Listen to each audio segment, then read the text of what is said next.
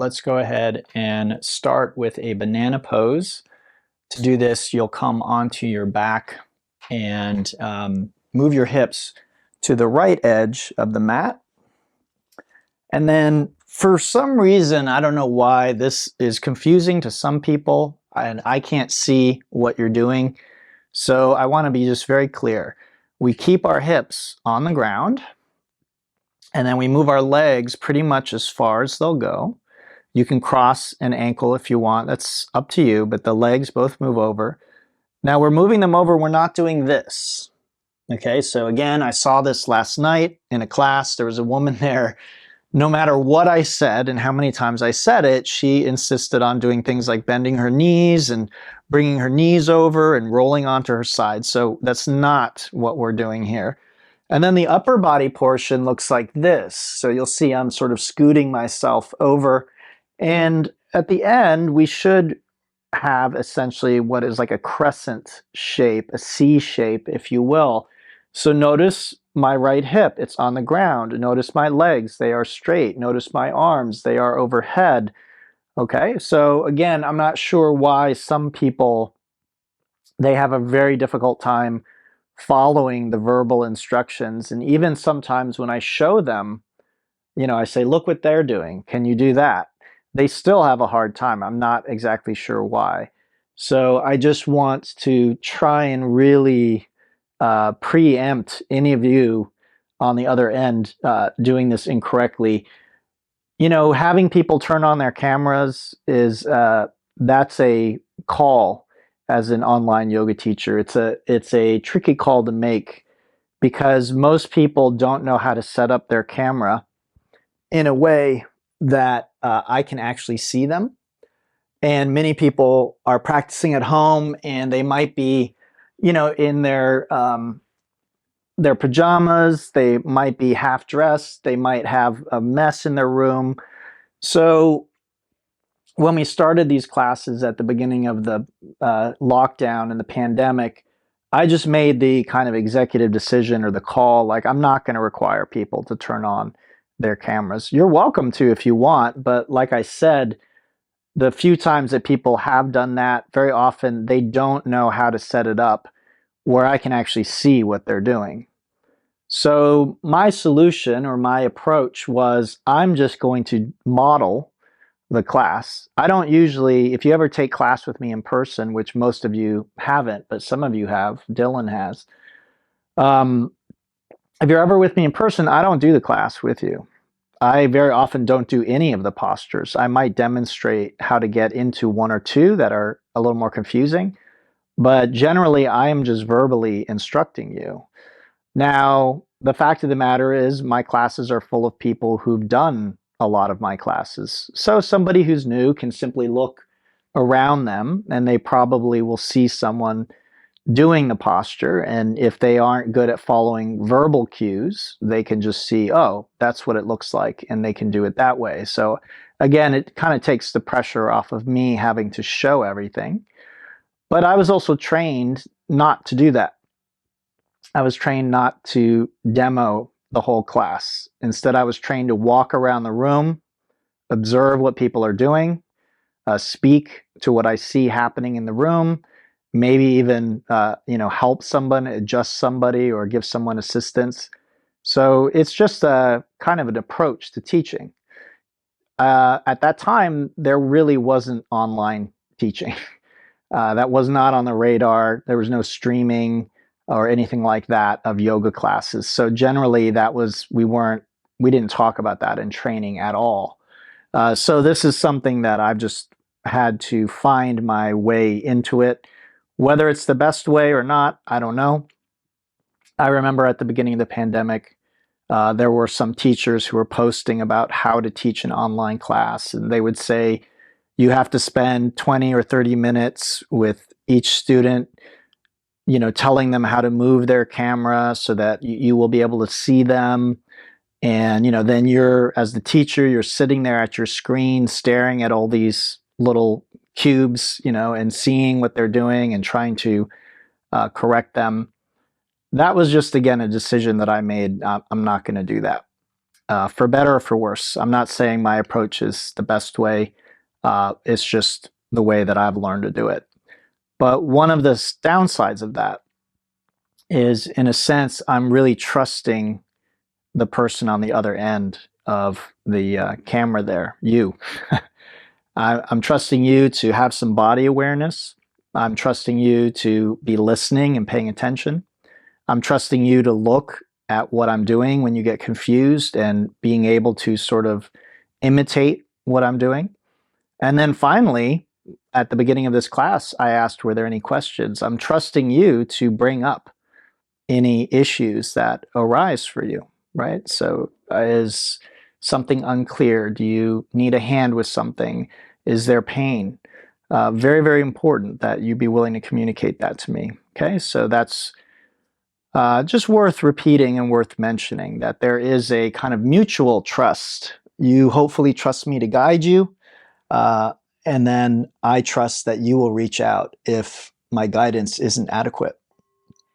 All right, let's switch sides, and as we come through center, we just notice what we feel on both sides there. Hopefully, you feel an imbalance, right? That this side has been stretched and it feels different. For me, the way I would describe it is a little more sensitive. I feel it more, so I'm more aware of it. There's kind of more sensation overall. And if I take a deep breath, this side seems to be more sensitive to that sensation of breathing. Okay, other side, this is the banana pose, okay? So we're, again, creating that sort of half moon shape. I do want to emphasize that, again, the shape is much less important than what we feel. What do we want to feel? We want to feel a stretch in here. These are your obliques. These are your intercostals. Ideally, we feel some stretch in both. You will probably feel more in the waist, in the obliques. There's just more muscle there, and it's easier to access, okay?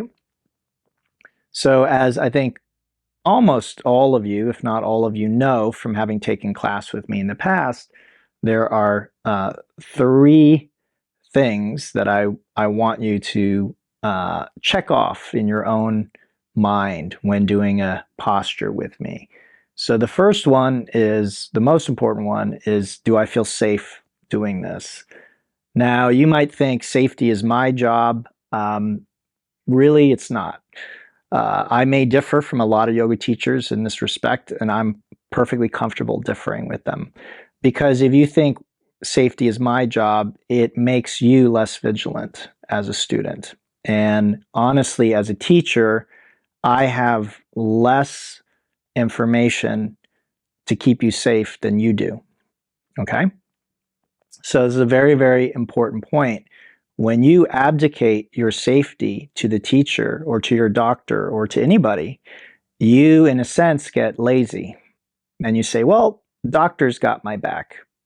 Yoga teacher's got my back. I don't need to worry about it. Even though I've got this extreme pain, or I'm really wondering whether or not this is really good for me, I told my doctor, so I don't have to worry about it. Given my experience and education, I do not advocate for this point of view. Not with your doctor, not with your physical therapist, not with your yoga teacher, not with anybody. I would never abdicate your safety to anybody. It doesn't mean you can't trust what someone says. It doesn't mean you shouldn't listen to your doctor or your yoga teacher. Absolutely, I am not saying that. It's just a subtle distinction that you make in your own mind, that you are constantly monitoring whether or not you sense or feel that what you're doing is safe. When it doesn't feel safe, you voice that concern. You bring it up. You don't stay quiet. Okay, I think many people, they may go to their doctor and get a diagnosis that maybe doesn't sit right with them. Maybe the doctor advocates that they do something that they're like, is that it? But they just assume that the doctor's word is the final word.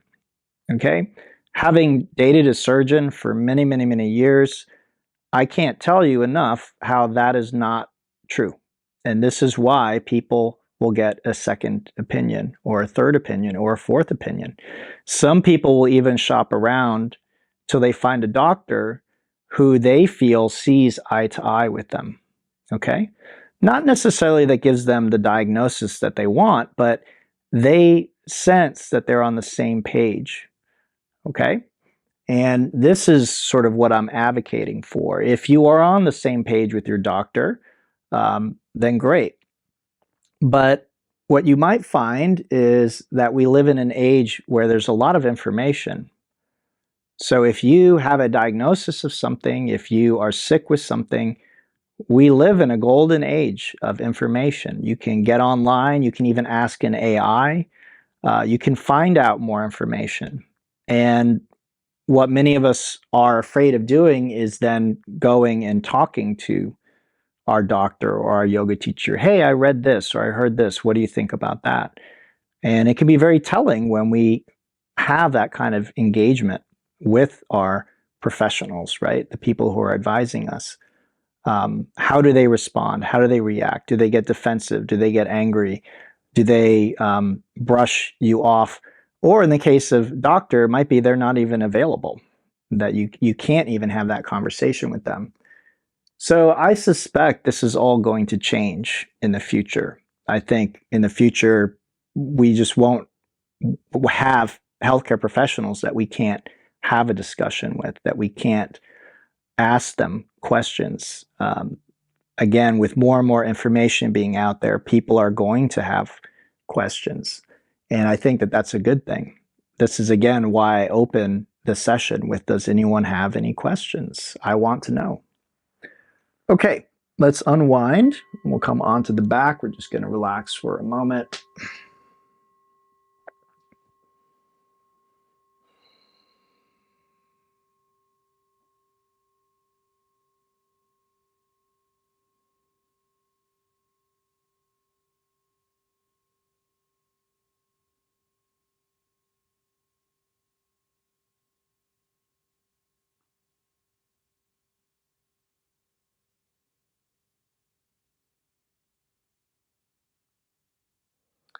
Then we bring the legs in, give them a little squeeze, and shake it out.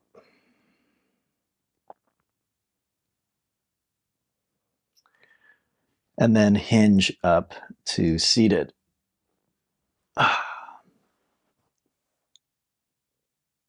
All right. So next we will do the butterfly, and this is to target the back of the torso. Now again, I'm going to speak to what I see in class because, again, my assumption will be that if I see this in class a lot, there's a good chance someone out there is doing it. The minute I say join your feet together, what everyone does is this. They do that because in a lot of flow and traditional yoga classes, this is a posture that's done. It's called Baddha Konasana. It is a groin stretch. Now, today is not groin flow, it's torso flow. So we really are not interested in stretching our groin today. So I invite you and encourage you, push your feet out. Push them out. Don't worry about what you feel in your hips. We want to feel a gentle stretch back here. So coming forward and down, you can support your knees with blocks or blankets or bolsters. You can support your forearms, your forehead. But as always, I encourage you not to use more support than is absolutely necessary. This is a big difference between yin and restorative styles. So with restorative style yoga, we would really prop up the body until we're completely relaxed, completely comfortable.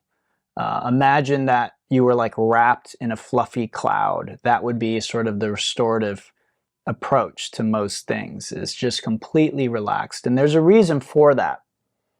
If I've never spoken about it in the past, generally the theory in restorative yoga is that when the body is supported, it can relax. And that deep relaxation helps the nervous system let go. And that allows certain things to happen that otherwise wouldn't happen.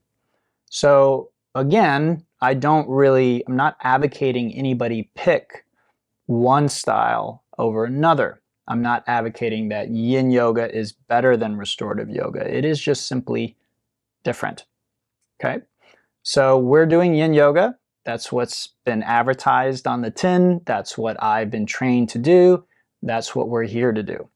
So this is an important thing for us to understand. If I want to do a restorative class, then I should go do a restorative yoga class rather than trying to turn my yin yoga class into a restorative class, right?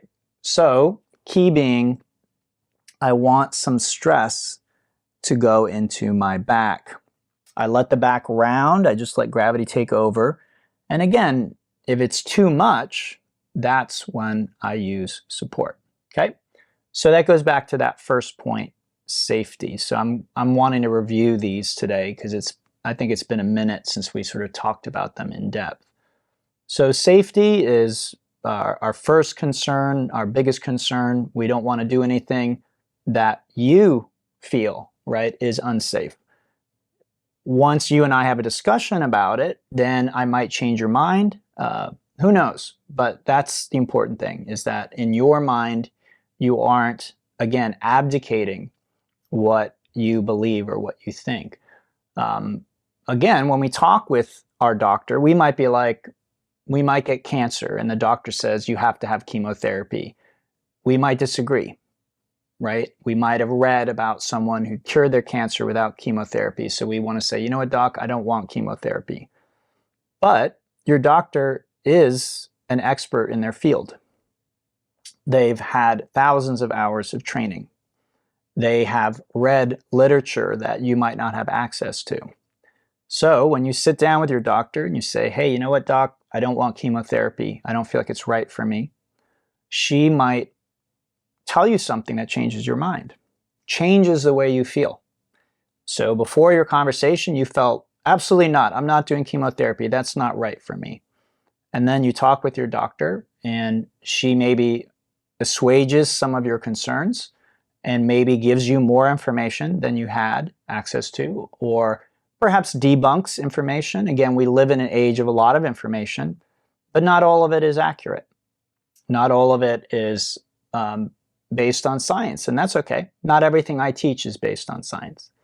But with certain decisions, we might want science, evidence-based research. It just depends. Depends on you.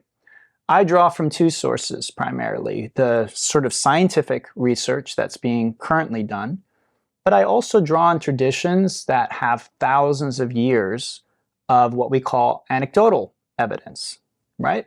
So if generation after generation after generation after generation after generation of someone who lived in India or China passes down some information, and it seems to be safe, and it seems to be effective, and it seems to have positive outcomes, then even if no one has done a double-blind scientific study on this particular thing, we could conclude that, you know, generations of people are not idiots. That maybe at a certain point, someone would have said, you know what, I don't think this is right. I don't think this is accurate. And they might have gotten rid of it. So this is something worth noting, because I think early days of scientific research, everything from the past was basically thrown out. There's no scientific evidence, and they just basically said it's all BS. But what we're finding more and more is most of it maybe is not actually BS. Most of it is actually, there's some truth to it. And if we spend the money and do the research, we find the scientific explanation for why people have been doing what they're doing. Let's take our legs straight, and we again just fold forward. Hopefully a little more intense stretch for the back here.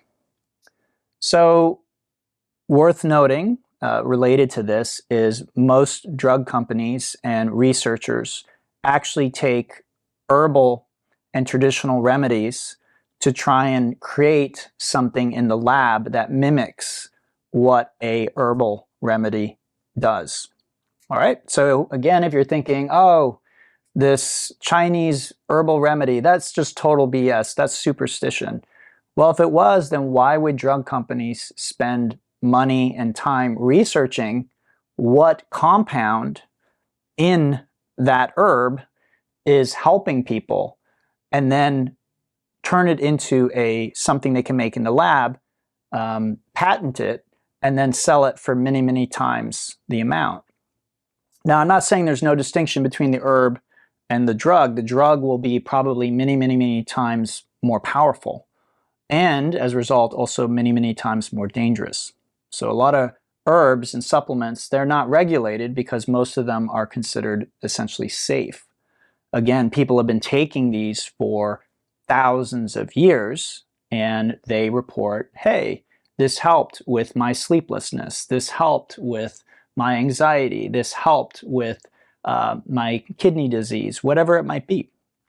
So, once again, before we roll our eyes and we say, well, all this herbal stuff, that's BS, it's not scientifically proven, you might be right. There may not have been a study done on that herb, but a lot of times the drug companies are using that very same herb. They're researching what makes up the compounds in it, and they're trying to isolate one that they can reproduce in the lab and then sell at many, many, many, many times the price. So they patent it and then they sell it, okay? And but it's based on studying a traditional remedy. How do I know this? Because I had a student who worked at a pharmaceutical company, okay? And he said that's usually the starting place for a new drug. They don't start out of nowhere, right? They have a clue, a hint. What compound is going to help with fatty liver disease? What compound is going to help with this or that? Where do they get those ideas? They look at traditional medicine that's been around for thousands of years. So again, if we roll our eyes and think, well, those cultures, they didn't know what they're talking about. Well, the scientists and researchers at these companies aren't rolling their eyes. They're actually paying attention to what's being said. So again, my recommendation is we might want to hit pause on assuming that anything that isn't research-based is BS. We might want to just hold off judgment and say, well, there isn't a lot of research right now, but it doesn't mean it can't be true, can't help me. Now, why is that helpful for you? Well, in my opinion, sometimes, or my experience actually, and the experience of my students, sometimes the Western medicine solution, the doctor solution, doesn't actually work. So you go to the doctor, you tell them what's going on, and they give you something.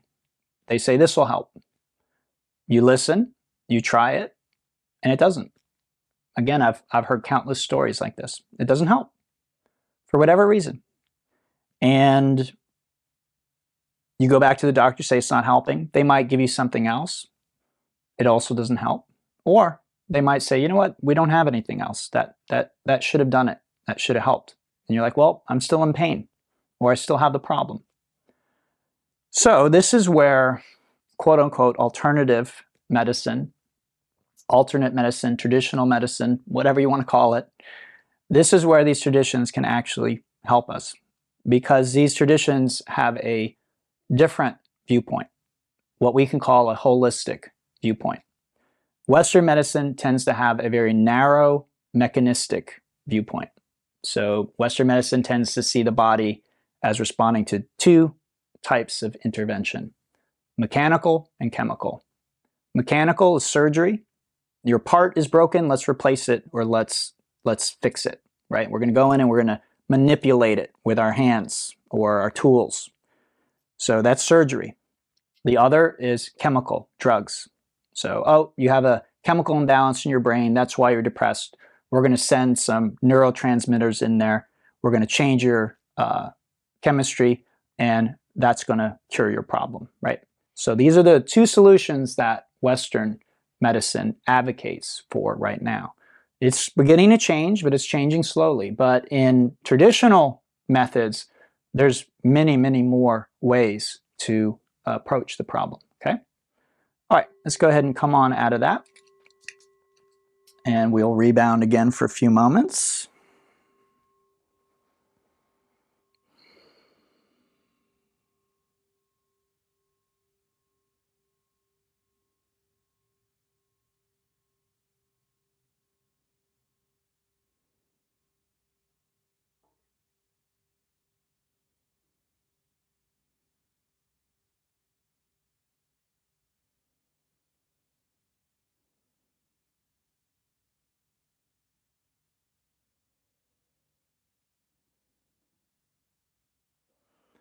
Okay, we bring our legs in, we give them a little squeeze, we shake it out.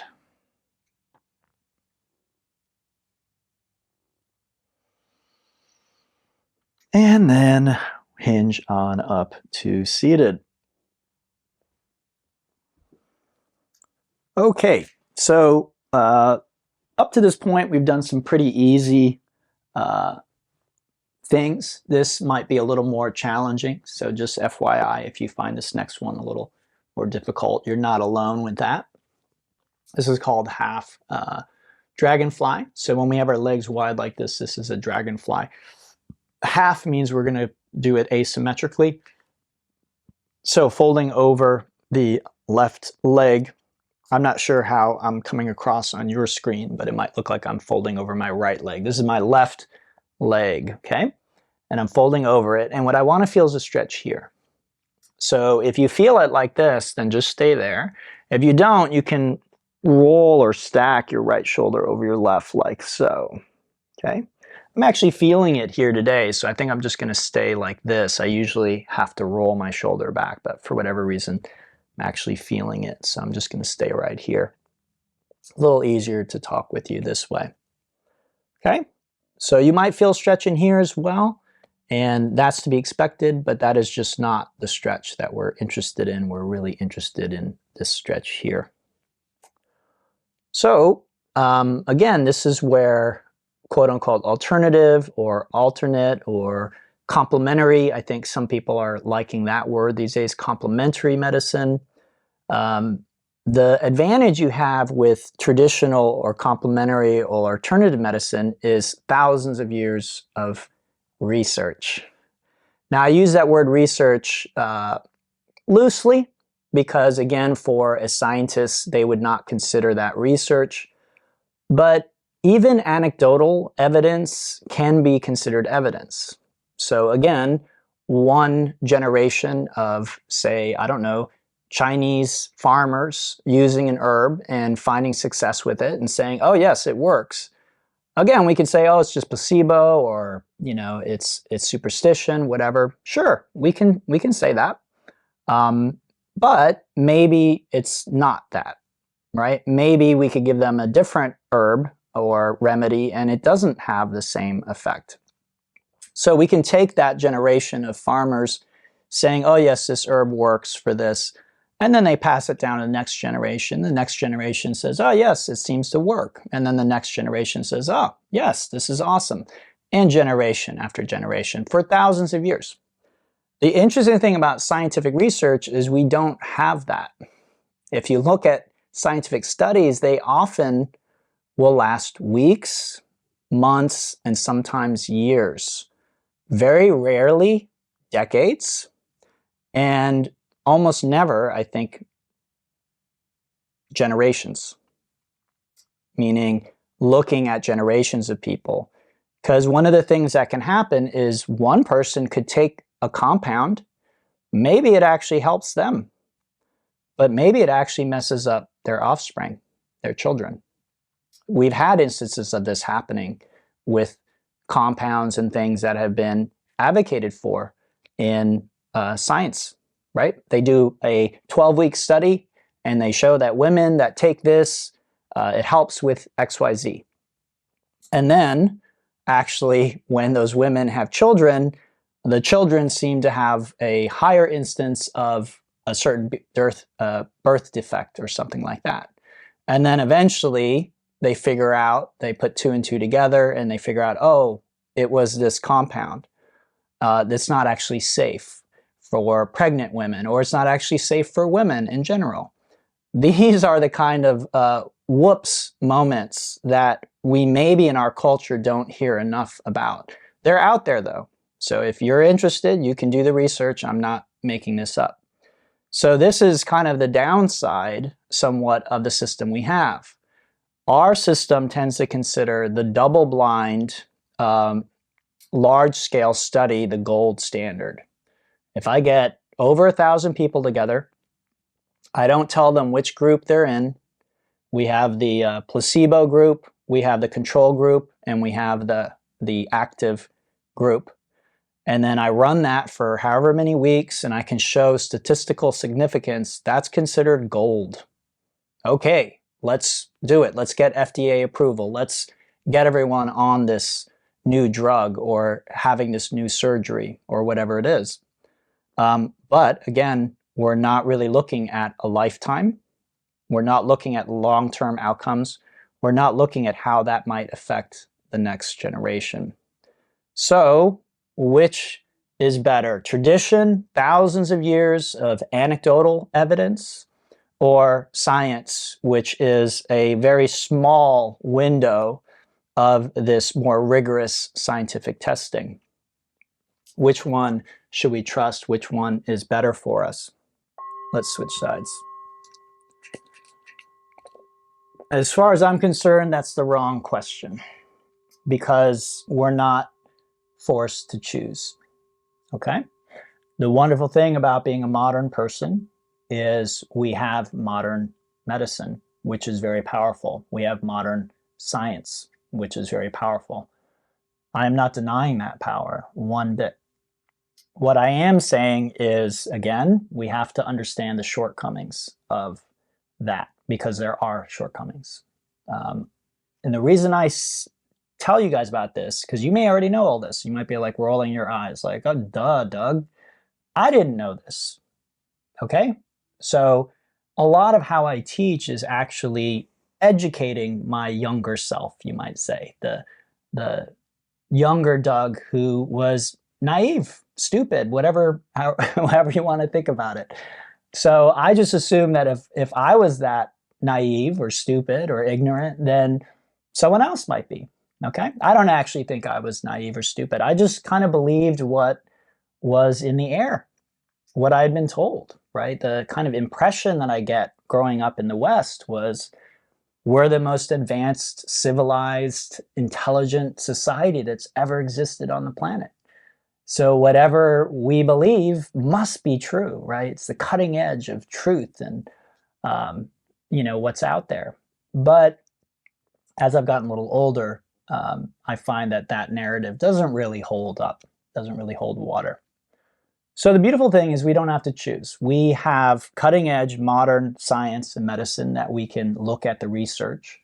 And there are many things being discovered that, again, I follow, folks. As I've said in the past, most of my reading these days is by doctors and scientists, not by yogis. I've spent years and years and years studying yogis and what they had to teach and all of that stuff. And I'm not saying I'm done doing that. I still do that. But the science is moving forward very rapidly. You see, the yoga basically stays the same. It's a thousands of years old tradition. I'm not saying there can't be innovation. Or a few of my teachers actually are innovators in the field, and they've created some new things. But with something that's thousands of years old like that, probably innovation is going to be gradual and relatively rare. I see people in my field who are constantly trying to innovate. So they're constantly trying to say that they've come up with something new. But whether it's really something new or not, or just a fad, that's something that is debatable, I think. So we have the tradition, again, that's thousands of years old, and we have modern science that's moving very rapidly. But with something that's moving and changing very rapidly, is it can change back and forth. And so we've all recently had an experience of this. If you can recall, and people get really triggered when I talk about this stuff, so please don't get triggered. I'm not trying to advocate for one side or another side or saying that certain people are guilty or bad or anything like that. I'm just trying to relay the reality of the situation for us. So if you remember at the very beginning of the lockdown, the pandemic, there was this narrative put out, don't wear masks, you don't need them, they don't help, save them for healthcare workers, right? And so it wasn't like just save them for healthcare workers. There's actually this narrative of they don't work, so don't use them, right? You're wasting your money, you're wasting your time, don't use masks. Well then, I don't know if you remember, but they did a complete reversal on that. The talking heads, the experts, everyone who's out there who's telling us what is and isn't true about the pandemic, they then reversed it and said, oh, you got to wear a mask. Everyone has to wear a mask. Mask up, mask up, mask up. Okay, well, the problem is that we got one message and then now it's the total opposite. Now, was that someone trying to be evil or bad? I don't think so. You just get more information, right? And sometimes your information contradicts. And this is, again, something that we need to be aware of with science, modern science. I take a little study, right? And I say, oh, this proves that XYZ is safe. Well, then another study that's done over a longer period of time with more people might actually contradict that.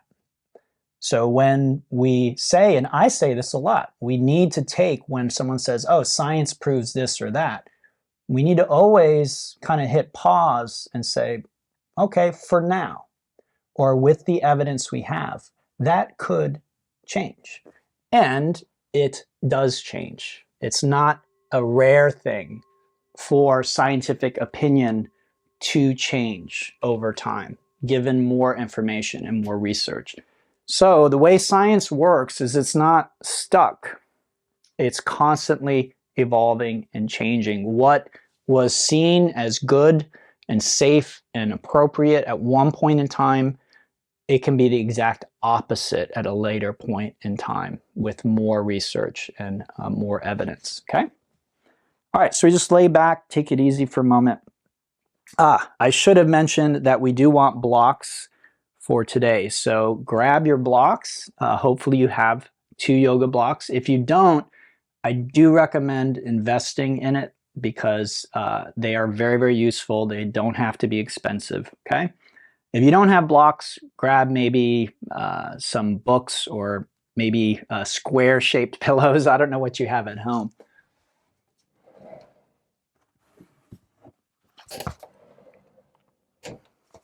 Okay, so we have our blocks. Well, go ahead and give yourself a little counter stretch if you haven't already. And now with our blocks, we want to set one up like it's a pillow for our head. And then we want to set the other one up so it's between our shoulder blades. So it can be done like this. It could be done like that. And I'm going to try this today, see how this works. That's a little too high for me. All right. So we lay back, and what we'd like is to bring our arms, whoops, at this level, okay? So not down here. I saw people yesterday doing this. This isn't going to do anything for you. So at least at shoulder height, okay? And then you want to feel stretch here in the front of your chest. That's called your pectoralis. So the pectoralis is what we're targeting with this posture. This posture is great for resetting the nervous system, the resting length of the muscles. So most of us work at desks much of the day. We're on devices much of the day, and we roll our shoulders and collapse our chest. We roll our shoulders forward and we collapse our chest. Over time, that teaches our nervous system that that's where our muscles are meant to be when they're at rest. What that means is when we're not doing work or consciously thinking about it, our body will automatically go into that position. So that results in poor posture, okay? And what you might be thinking is, I can live with some poor posture. Well, I hope to change your mind about that. So the poor posture affects us on many levels. The first and perhaps most obvious one is physically. So I read once that when you have your shoulders rolled forward like that and your head is forward of your shoulders, it puts 11 additional pounds of pressure on your spine. Okay, I don't have the money or resources to research that myself, so I'm just going to take that at face value. You can research it if you doubt that or you want to find out more, but that's just something that I had read, and it makes sense to me, right? When you are not aligning things properly, it puts additional stress on your joints. So over time, that can wear down and wear out the joints in your neck and your spine, not something that we want to do. So that's one argument for why we would want good posture, right? It's not, bad posture isn't just about how we look. It is also affecting our physical body in a real way. The second reason you might want good posture is it's been shown to affect us emotionally. So someone who slumps forward like that, they tend to feel less energy, they less vibrant, less happy. Again, these are research studies, so again, you can look them up if you want. I, again, sift through a lot of information. I'm not particularly good at remembering random names and dates and studies and things like that. So these are all things that I share. And if you want more information, you can look up all the details and the studies and things like that. But these are things that I've read and that, for the most part, I trust. And that's why I share it with you. Third thing that is affected by poor posture is actually cognitive ability. So they've done another study where they showed that people who are slumped forward, who are not sitting up straight, their cognitive ability is less, so they're able to focus less well. They get kind of foggy and cloudy much more quickly than those that are sitting up. So again, if we're at work, we're at our job, we're trying to write an email, whatever it might be, if we actually sit up straight, we'll be much more effective. And then finally, it affects the way others perceive us. So if we walk in a room and our shoulders are rolled forward and we're slumping forward, people see us as much less vibrant. They're much less likely to listen to us, right, or be influenced by us. And a lot of life is being able to influence others, right? It's a lot of life is just a negotiation. Does someone like you? Do they want to help you? Do they want to give you the job? Do they want to give you the work, right? The contract. Some of you, I think, at Brightfire in sales, right? You deal with customers one-on-one. So you've probably had customers that were very difficult. And you know how much more difficult life is, right? When someone is making your life difficult. Well, if you meet somebody new and you're able to make a good impression, they're a lot more likely to give you the benefit of the doubt. They're a lot more likely to overlook things that might not be ideal because they just like you.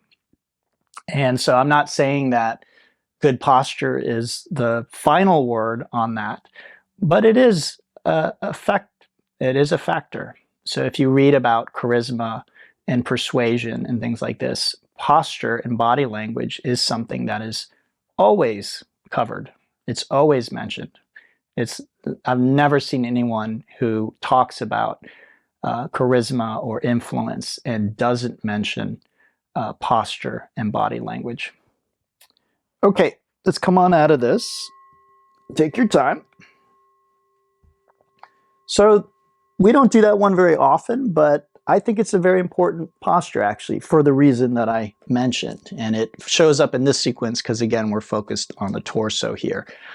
Most yin is focused from the ribs down into your knees, so this section here. So this is a little bit higher, which is why it's not really a yin posture. It's not a traditional yin posture. I borrowed it from restorative yoga. Okay, so we lift our hips up and we take one block. And we want to lift our hips as high as we can, safely, comfortably, and then place the block so that we basically stay in that position. Okay, so that's going to be different for everybody. And as you can see with the block, there are at least 3 heights that you can use. You can also stack up blocks and things like that. Once you're here, you want to feel stretch in your abdomen. So this is called your rectus abdominis. And it extends from your pubic bone to your ribs, so this whole region here. And I don't feel any stretching in this position yet. So I would take my legs straight, begin straightening them out, and now I begin to feel the stretching, okay? If I want even more, then I can bring my arms overhead And now I feel even more stretching. And that's what we're going for. Now, I'll say this, the stronger sensation is actually in my back. And the reason for that is this is a back bend. So I'm not someone who's particularly bendy in their back. I would say I probably have average to maybe below average back bend capacity. And that has nothing to do with flexibility, and it has everything to do with the shape of my bones and the shape of my spine. So what I mean by flexibility is it's not because I haven't stretched or worked on my back bends or anything like that. It's just the makeup of my bones. And I think most of you, if not all of you, have heard me say in the past, yoga will not significantly change the shape of your bones. It doesn't matter how much yoga you do. It's just probably not going to happen.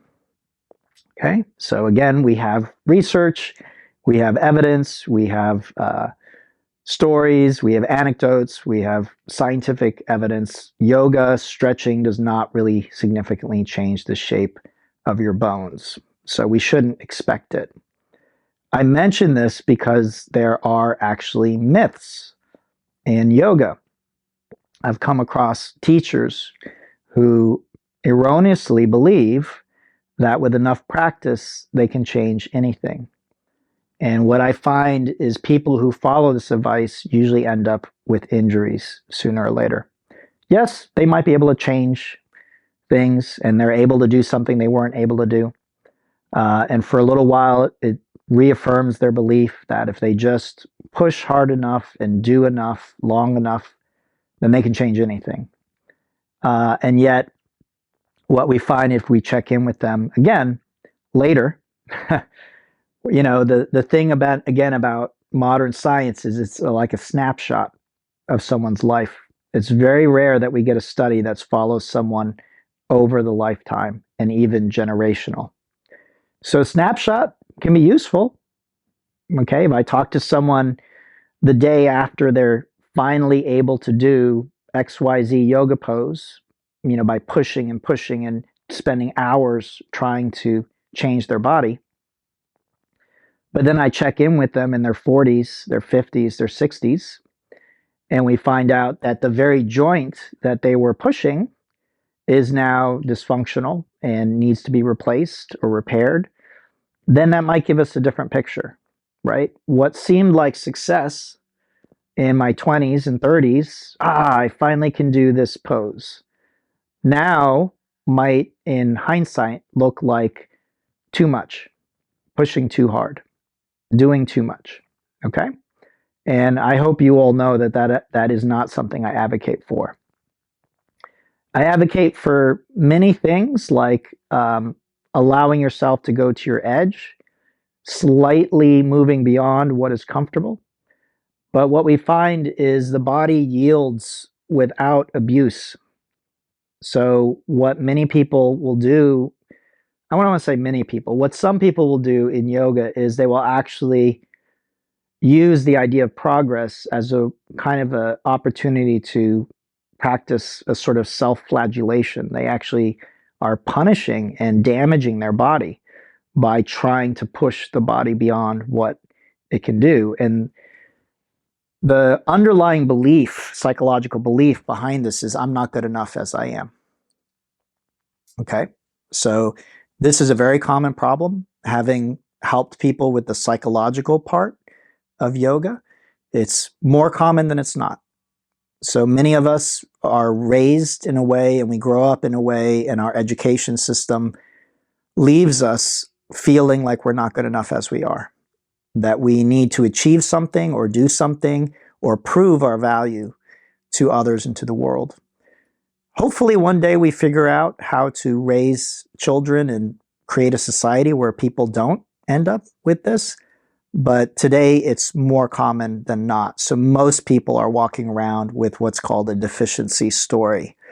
And that manifests in many different ways. So some people go after money, some people go after fame, some people end up, again, pushing their bodies too hard or too far. Some people go after like sexual conquests. You know, there's all kinds of ways that it shows up. Other people end up with addictions. So again, many, many ways it can show up. Some of them are, again, societally condoned. So someone who has a deficiency story may build many, many multi-million-dollar companies. And it looks on the surface like, wow, this person's a genius. They're amazing. Look at all that they've achieved.